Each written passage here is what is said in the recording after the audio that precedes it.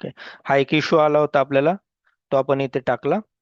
House number आहे for example, जे पण त्याचं असेल. राहुल.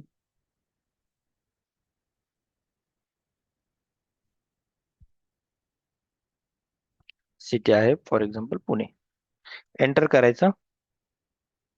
चेक करायचं काही इश्यू आहे का. ओके. चेक केलं. काहीच नाहीये. आणि इथे बघा आता सप्लायर डेटामध्ये वेंडर कुठला झालेला, सप्लायर नंबर कुठला आलाय, सेम नंबर आलाय. राईट. सेम नंबर कसं काय आला? कारण की वेंडर अकाउंटचा पण जे DDM चा नंबर पण तुमचा सेम होता. मग आता एंड युजरला कन्फ्युजन राहणार आहे का? तो बिझनेस पार्टनर नंबर आणि त्याचा सप्लायर नंबर म्हणजे वेंडर नंबर पण सेमच झालेला. राईट. सेव्ह करतो. अजून एक रोल एक्सटेंड करावा लागेल. FLVN01. एंटर. परचेसिंग व्ह्यू इथे दिसतो त्याला. परचेसिंग ऑर्गनायझेशन आहे TA01. एंटर. ऑर्डर करेन्सी आहे आणि एंटर. ओके. सेव्ह.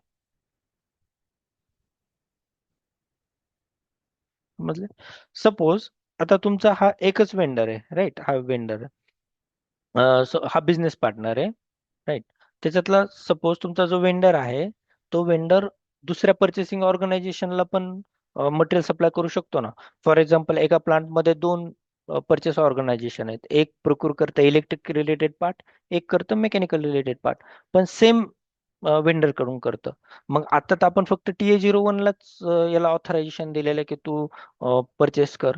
मला अजून एका परचेसिंग ऑर्गनायझेशनला ऑथरायझेशन द्यायचं आहे.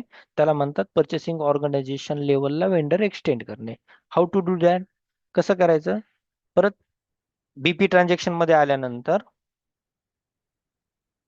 BP ट्रान्झॅक्शन मध्ये यायचं. ओके.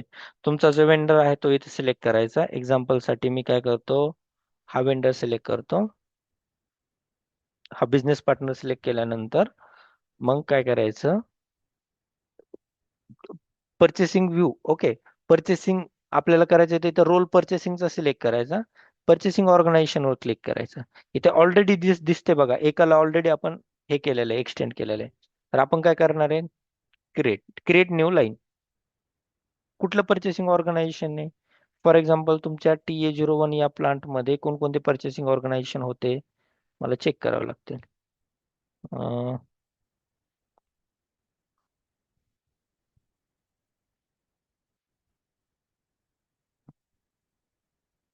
एक TA01 नावाचं होतं आणि दुसरं कुठलं परचेसिंग ऑर्गनायझेशन होतं,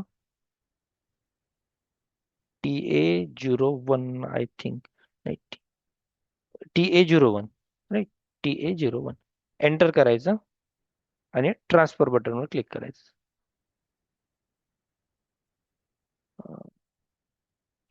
करन्सी आलेली INR. एंटर करायचं. ओके. आणि सेव्ह करायचं. तर हे काय झालं तुमचं, TA01 ला क्रिएट. दुसरं परचेसिंग ऑर्गनायझेशन काय होतं, TA00 होतं का? एंटर. राईट. ट्रान्सफर. बघा आता काय झालं, TA01 च्या ऐवजी TA0 व 0 आलंय. आणि करन्सी आहे त्याची पण INR. जर वेगळी असेल तर तुम्ही वेगळी टाकू शकता. म्हणजे हे परचेसिंग ऑर्गनायझेशन लेवलला वेंडर एक्सटेन्शन झालं. जर सपोज सेम वेंडर तुमचा दोन कंपनी कोडच्या कोड सोबत बिझनेस करत असेल, तर तुम्ही काय करू शकतात, मग इथे कंपनी कोड कुठे विजिबल होईल आपल्याला, या व्ह्यू मध्ये, या रोल मध्ये, FLVN00 मध्ये, कंपनी कोड रिलेटेड व्ह्यू. इथे यायचं, कंपनी कोड मध्ये यायचं आणि कंपनी कोड्सवर क्लिक करायचं. क्रिएट म्हणायचं आणि इथे दुसरी कंपनी कोड टाकायची तुमची, जे सपोज दुसरी कुठली कंपनी कोड आहे. सपोज एक्झाम्पल साठी आपण टाकू SY00 नावाचे. एंटर करायचं. अडॉप्ट करायचं. ओके. आणि त्याचं रिकन्सिलेशन अकाउंट टाकायचं आणि त्याच्या डिटेल्स तुम्ही इथे फिल करू शकता. Right? आता बघा, पूजा तुम्हाला हा एरर येईल. तुमच्या GL तुमच्या कंपनी कोड मध्ये हे रिकन्सिलेशन अकाउंट नाहीये. राईट. आता माझ्या पण कंपनी कोडमध्ये हे रिकन्सिलेशन अकाउंट नव्हतं. तर हे रिकन्सिलेशन अकाउंट कोण क्रिएट करतं? तर हे क्रिएट करतात फायनान्स कन्सल्टंट. ओके. पण आता आपल्याकडे फायनान्स कन्सल्टंट अवेलेबल नाहीये. मग आपण काय करू? एक सॅम्पलसाठी आपण क्रिएट करू. FS00 नावाच्या ट्रान्झॅक्शन मध्ये जायचं. FS00 नावाचा ट्रान्झॅक्शन कोड आहे. एक तुम्हाला सपोज फॉर एक्झाम्पल हे क्रिएट करायचंय. कुठल्या GL अकाउंट हे क्रिएट करायचंय. एक नंबर दिला, कंपनी कोड टाकला आणि एंटर केला.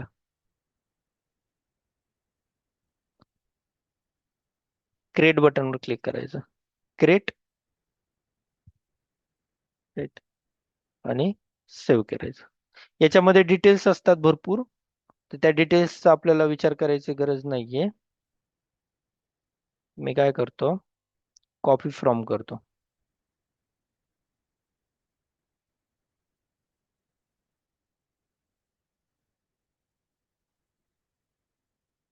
/n FS00. ओके. माझं जे create with reference to template, कुठल्या टेम्पलेट वरून करायचंय? फॉर एक्झाम्पल तुम्हाला करायचंय 189888. कंपनी कोड आहे SU00. Enter. Right. SU00 copy झालाय. सेव्ह. ओके. Data save. मग आता जेव्हा तुम्ही इथे BP क्रिएट करणार त्यावेळेला तुम्हाला तो इश्यू येणार नाही.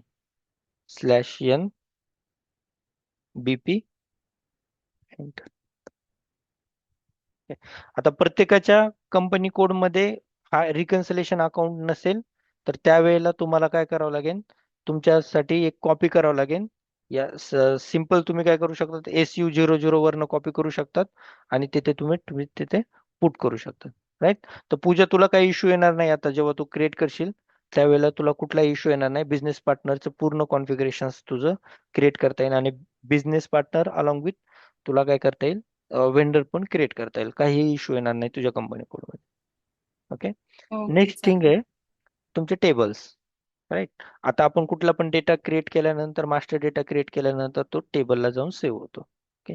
वेंडर मास्टरचा जनरल डेटा म्हणजे जनरल जो आपण पहिल्या रोलमध्ये क्रिएट केलेला आहे, ऑल झिरोजच्या रोलमध्ये, जनरल रोलमध्ये, तो तुमच्या टेबलला जाऊन सेव्ह होतो. LFA1 नावाच्या टेबलला जाऊन तो सेव्ह होतो. LFA1. त्यासाठी तुम्हाला काय करावं लागेल? SC16N मध्ये जावं लागेल. टेबल नेम आहे तुमचा LFA1, वेंडर मास्टरचा जनरल डेटा. राईट. जर तुम्हाला सप्लायर नंबर माहित असेल तर तो टाकू शकतात. तुम्हाला कंट्री रिजन माहित असेल, जर तुम्हाला बघायचं असेल की माझ्या IN कंट्रीमध्ये किती सप्लायर आहेत, तर ते तुम्हाला इथून विजिबल होऊ शकतो. मी ऑल रन करतो, तर 40 वेंडर माझ्या सिस्टीम मध्ये क्रिएट केलेले. राईट. 40 वेंडर्स माझ्या सिस्टीम मध्ये क्रिएट झालेले. मला फक्त माझा वेंडर बघायचा आहे. बॅक येतो. सपोज माझ्या वेंडरचं नाव आहे टाटा. राईट. एंटर आणि एक्झिक्यूट. तर इथे असं जर तुम्ही इनकम्प्लीट नाव टाकलं तर दिसत नाही बघा. तर इथे काय करायचं? इथे F4चं हे जे बटन आहे इथे क्लिक करायचं. ते multiples option, suppose star Tata star. System काय करेल, जेव्हा तुम्ही स्टार टाकून टाकता ना एखाद्याला सिस्टीम मध्ये, स्टार टाकायचा आणि स्टारने एंड जर केलं तर टाटा हे नाव कोणकोणत्या वेंडर मध्ये आलेले आहे ते सगळे वेंडर सिस्टीम तुम्हाला इथं प्रोव्हाइड करेल. राईट. तर फॉर एक्झाम्पल आता माझ्याकडे हे एक वेंडर आहे टाटा मोटर्स लिमिटेड, तो मला इथे दिसायला. नेक्स्ट आहे तुमचा LFA1 नंतर LFP1 company code related data, म्हणजे जो आपण FLVN00 मध्ये जो डेटा मेंटेन केलाय तो तुम्हाला FLP1 मध्ये दिसेल. FLM1 purchasing organisation related data, जो FLVN01 नावाच्या रोल मध्ये जो डेटा टाकलेला आहे तो तुम्हाला इथे दिसेल. ओके. नेक्स्ट आहे BUT000, BPचा जनरल डेटा, बिझनेस पार्टनरचा जनरल डेटा. हा वेंडर मास्टरचा जनरल डेटा होता, हा बीपीचा जनरल डेटा. नंतर बट 100 बीपी रोल्स, म्हणजे फॉर एक्झाम्पल एखादा बिझनेस पार्टनर आहे, हा तुमचा काय आहे, सप्लायर आहे. ओके, बॅक येतो. सपोज बट 000 नावाचा टेबल टाकतो इथे, एंटर आणि एक्झिक्यूट. बीपीचा जनरल डेटा इथे तुम्हाला इथे दिसायला लागतो. ओके, 85 बीपी क्रिएट झालेले आहेत म्हणजे. आणि बघा वेंडर कमीच होते, मग बाकीचे काय असतील, मे बी कस्टमर्स असतील, किंवा मे बी पर्सन्स असतील, किंवा may be group of persons असतील. राईट. आता आपण एक बीपी क्रिएट केला होता, स्लॅश ओ बीपी मध्ये जातो, बिझनेस पार्टनर टाटा नावाचा एक बीपी. राईट. बघा याचा बिझनेस पार्टनर नंबर काय आहे, 7 all zeros 13. राईट. हा कॉपी करतो आणि ते बिझनेस पार्टनरच्या फील्डमध्ये बीपी टाकतो, एक्झिक्यूट करतो. Right. तर ह्या बिझनेस पार्टनरचा ग्रुप कुठला होता, जेडसीएसी घेतला होता, सिस्टम टाटा टाकलं होतं. ओके, त्याच्यानंतर नेम हे टाकलं होतं. या सर्व डिटेल्स आपल्याला इथे विजिबल होतात. आणि बट 100 मध्ये काय होतं,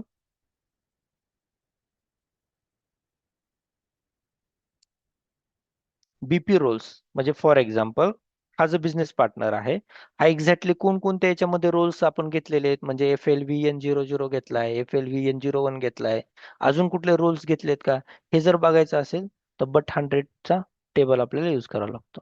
राईट. तर आपण या बिझनेस पार्टनरसाठी ऑल झिरोज वाला रोल घेतला होता, FLVN00 घेतला होता, आणि FLVN01 नावाचा रोल घेतला होता.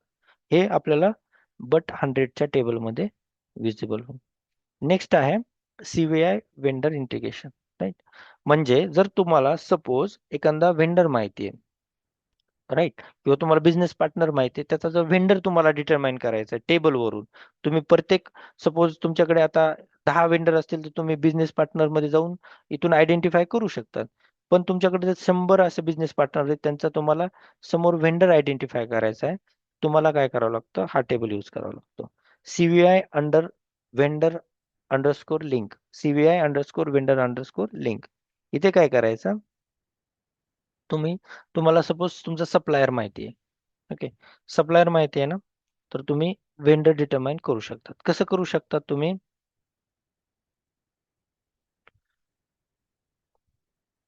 इथे बघा, सपोज तुमचा सप्लायर आहे,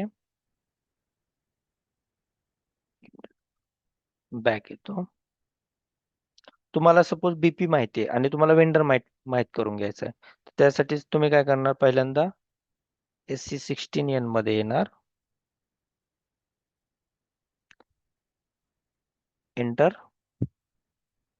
सपोज तुमचा हा बिझनेस पार्टनर आहे, राईट.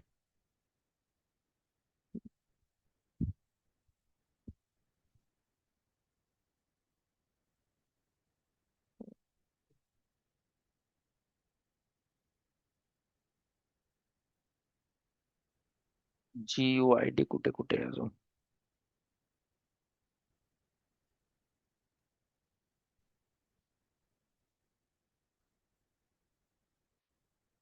एक्झिक्यूट.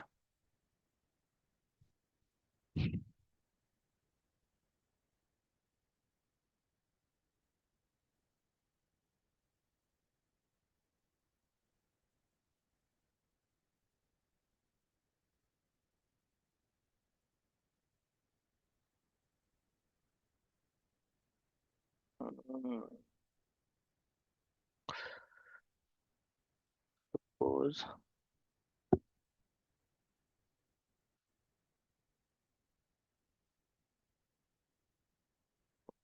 वेंडर मध्ये आलो, सप्लाय जनरल डेटा, हा तुमचा सप्लायर नंबर आहे,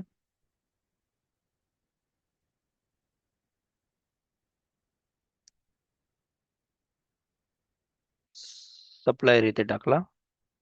बघा BPGU आयडी तुम्हाला नंबर मिळतो, हा BPGU ID number, business partner GU ID number तुम्हाला इथे मिळतो. हा कॉपी करायचा business partner GU ID number, back यायचा, आणि अजून एक टेबल आहे,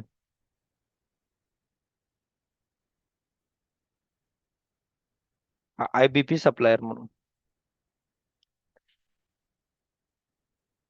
इथे यायचं, इथे टाकायचा. ओके. आणि इथे बीपीजी आयडी टाकायचा.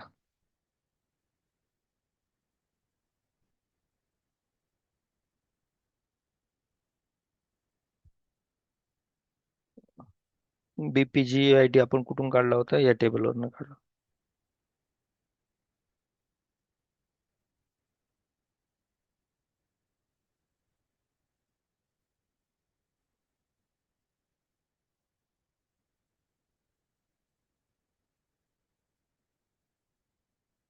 सप्लायर इथे टाकल्यानंतर एक दुसरी स्क्रीन ओपन करतो, /o SS16N.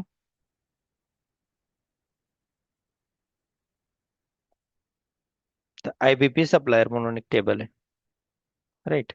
बघा, इथला जीयूआय आय डी जर तुम्ही घेतला, कॉपी केला आणि बीपीजीयूआय आय डी जर इथे टाकला, तर तुम्हाला इथे पूर्ण डिटेल्स दिसते नाही, राईट.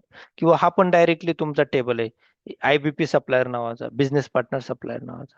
तुमच्याकडे जर सप्लायर असेल, हे बघा, इथे दोन्ही ऑप्शन आहेत. आयबीपी सप्लायर मध्ये दोन्ही ऑप्शन आहेत, बिझनेस पार्टनर पण ऑप्शन आहे, सप्लायर पण ऑप्शन. जर तुमच्याकडे लिस्ट ऑफ बिझनेस पार्टनर असेल तर सप्लायर तुम्ही आयडेंटिफाय करू शकतात. जर लिस्ट ऑफ सप्लायर असतील तर लिस्ट ऑफ बिझनेस पार्टनर तुम्ही आयडेंटिफाय करू शकतात. नेक्स्ट आहे एक इम्पॉर्टंट टेबल आहे. जर सपोज तुम्हाला ईमेल आय डी वेंडरचा माहित करायचा आहे, राईट. तर काय काय कधी कधी काय होतं, डायरेक्टली आपल्याला ईमेल आय डी म्हणजे ईमेल आय डी मिळत नाही. त्यासाठी आपल्याला दोन टेबल्सचा डेटा घ्यावा लागतो. त्यासाठी काय करावं लागतं, वेंडर नंबरला LFA1 नावाच्या टेबलमध्ये पास करावं लागतं, राईट. सपोज तुमचा एक वेंडर आहे, सपोज तुमचा हा सप्लायर आहे, कॉपी. याला काय करायचं, वेंडरच्या जनरल मास्टर डेटा टेबलमध्ये टाकायचं, LFA1 मध्ये टाकायचं, इथे पास करायचं. पास केल्यानंतर कुठली फील्ड घ्यायची, ADR6 नावाची फील्ड घ्यायची. हे बघा, इथे डिटेल्स क्लिक केलं की आपल्याला इथे डिटेल्स पण दिसतात, राईट. इथे फील्ड कुठली घ्यायची, ADR6 नावाची फील्ड घ्यायची. हे इम्पॉर्टंट आहे, वेंडरचा ऍड्रेस, वेंडरचा मेल आय डी तुम्हाला लागतो डायरेक्टली. मेल आय डी कधीही तुम्हाला वेंडरचा असो पर्सनचा असो, ही डायरेक्टली तुम्हाला मिळणार नाही, तुम्हाला ADR6 मध्येच तो मिळेल,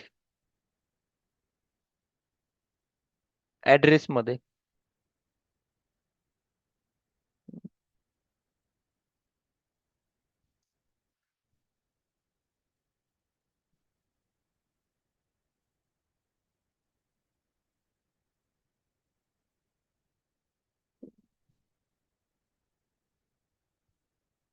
बॅक येतो, इथे बॅक येतो आणि Ctrl F, फील्ड आहे ADR6.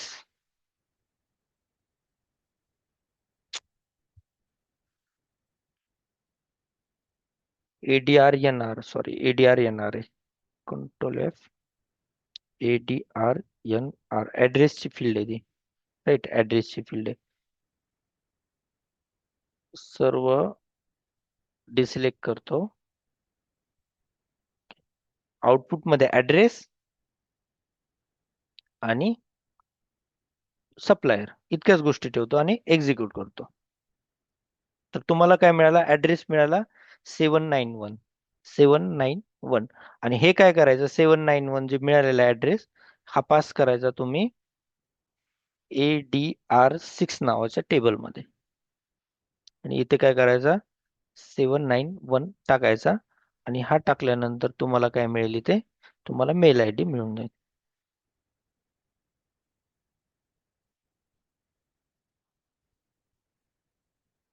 Right. तर 791 ला आपण मेल आय डी टाकलेला नाहीये, त्यामुळे इथे तुम्हाला तो ऍड्रेस मिळत नाही, राईट. जर सपोज फॉर एक्झाम्पल, ओके, या वेंडर मध्ये कॉपी करतो,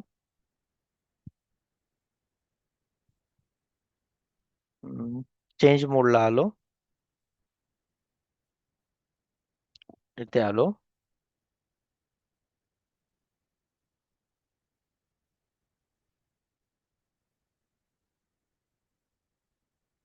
हे खूप इम्पॉर्टंट आहे बरं. कारण वेंडरला आपल्याला मेल पाठवावा लागतो, वेंडर सोबत आपल्याला खूप काम असतं, त्यामुळे हे मी पर्टिक्युलरली तुमच्यासाठी घेतो. टाइम झालेला आहे मला माहिती आहे, पण मी मुद्दामून ड्रॉप नाही करत आहे. सपोज आता तुम्हाला हा मेल आय डी टेबलवरनं फाइंड करायचा आहे, तर काय करणार तुम्ही? याचा जो वेंडर आय डी आहे, तो वेंडर आय डी पास करणार कुठल्या टेबलमध्ये? LFA1 मध्ये. आणि तिथून ADR, जो ऍड्रेसची जी फील्ड आहे, ADR नंबर तो घेणार आणि तो पास करणार इथे ADR6 टेबलमध्ये. इथे पास केल्यानंतर तुम्हाला याचा मेल आय डी तुम्हाला इथे मिळाला. ठीक आहे. तर काही डाऊट आहे याच्यामध्ये?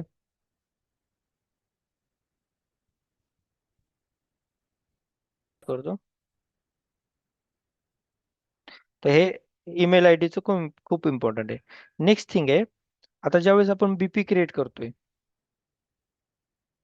ओके, बिझनेस पार्टनर ज्यावेळेस क्रिएट करतोय, त्यावेळेस काय मला वेंडर क्रिएट करायचा आहे. ओके, वेंडर क्रिएट करायचा आहे तर मला वेगवेगळे रोल्स इथे घ्यावे लागत आहे. मग युजर काय म्हणेन की मी हे असं नाही करणार.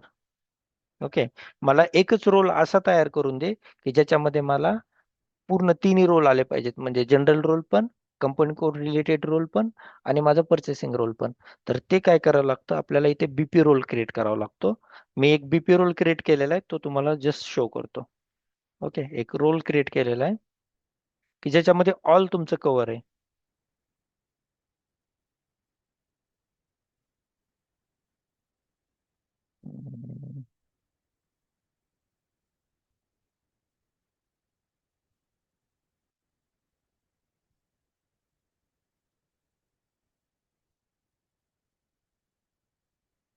रोल क्रिएट केला होता मी, फाइंड आउट करतो तो रोल.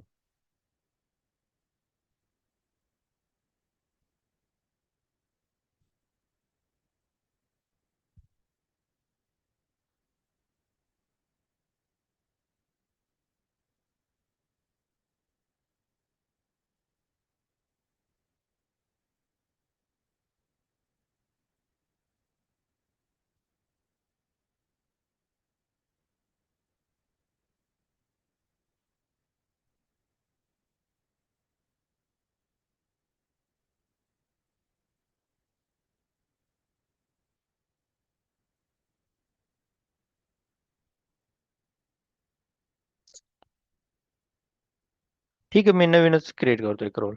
राईट. तर ते कसं करणार? SPRO मध्ये जायचं, SAP रेफरन्स इम्प्लिमेंटेशन गाईड, नंतर cross application components, business partner,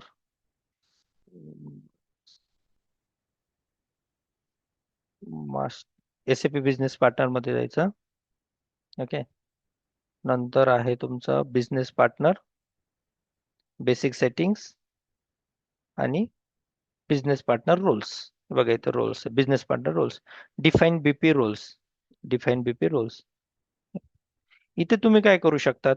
आता जसं FLVN00, FLVN01, राईट, असे काही रोल्स इथे ऑलरेडी सिस्टीम मध्ये क्रिएट केलेले आहेत, दिलेले आहेत, पण इथे तुम्हाला भरपूर दिसत आहे. तर इथे तो जो मेन रोल आहे त्यांना कॉपी करून नवीन रोल इथे क्रिएट केलेले, राईट. पण याची काही रिक्वायरमेंट नसते. आपल्याला काय करावं लागतं? बॅक यायचं, आपल्याला डिफाईन BP रोल ग्रुपिंग्स इथे येतो. हे बघा, ही रोल मी क्रिएट केलेला आहे, TMP100 नावाचा. डबल क्लिक करायचं, इथे काय करायचं? या ग्रुपिंग्स असाइन करायच्या, राईट. म्हणजे हे तिन्ही रोल, ऑल झिरोज, FLVN00 आणि FLVN01 नावाचा रोल इथे असाइन करायचा, राईट. आणि मी जर इथे वर गेलो, /O BP मध्ये येतो, TMP100 नावाचा रोल आहे माझा. इथे आलो, रोल मध्ये आलो, TMP, हो का, हा रोल जर सिलेक्ट केला तर इथे काय दिसतं ते बघा, ऑब्झर्व करा. क्रिएट म्हणतो, बघा इथे company code data, purchasing data, इथे तिन्ही व्ह्यूज तुम्हाला विजिबल आहेत. समजलं? कंपनी कोड वर जर क्लिक केलं तर मी कंपनी कोड रिलेटेड इथे डेटा पुट करू शकतो. परचेसिंग वर क्लिक केलं तर मी इथे परचेसिंग रिलेटेड डेटा पुट करू शकतो, राईट. तर हा एक रोल क्रिएट करायचा. ऍक्च्युअल मध्ये असंच असतं, एकच रोल क्रिएट केलेला असतो. इतके सगळे रोल्स तुम्हाला दिसत आहे, हे प्रॅक्टिस केलेले रोल आहेत. तर एकच रोल क्रिएट करायचा आणि त्या रोल मध्ये तिन्ही व्ह्यूज आपले असाइन करायचे आणि त्याप्रमाणे वेंडर क्रिएट करायचा.